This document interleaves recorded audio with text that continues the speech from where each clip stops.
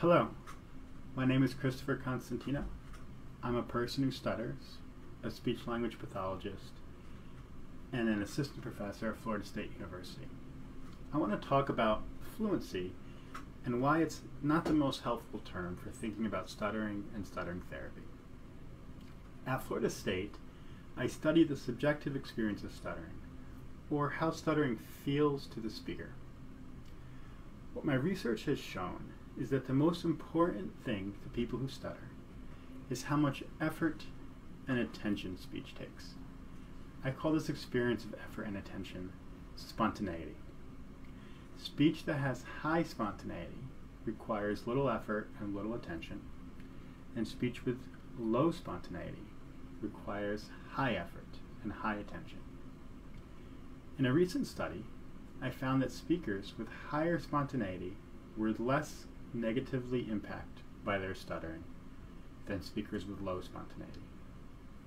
Fluency, on the other hand, had no effect on stuttering's negative impact. This might be surprising, so why might this have been the case?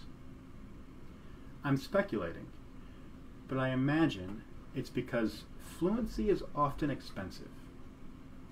We can achieve fluency at the expense of spontaneity. We do this through effortful fluency techniques that require a great deal of self-monitoring. We can also do this by trying to pass as fluent through avoidance and hiding our stuttering. Both of these strategies, while increasing fluency, decrease our spontaneity.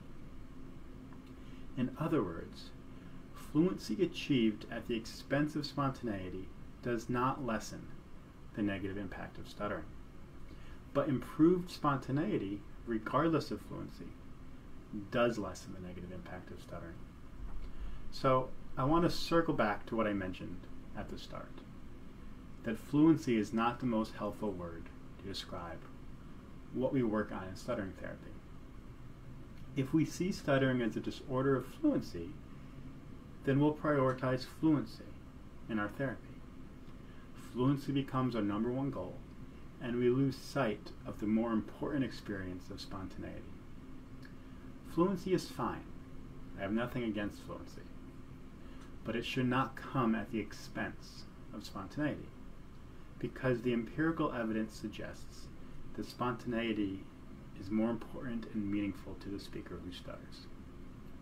Therefore, I'm of the opinion that calling stuttering a fluency disorder and calling what we do fluency therapy leads both clinicians and people who stutter themselves down the wrong path. It confuses our priorities and muddles our goals. It would be more clear to all involved if we just called stuttering and the therapy we do stuttering therapy. This would make it more clear what we're working on and more clear about what's important. That's all. I hope you have a wonderful day.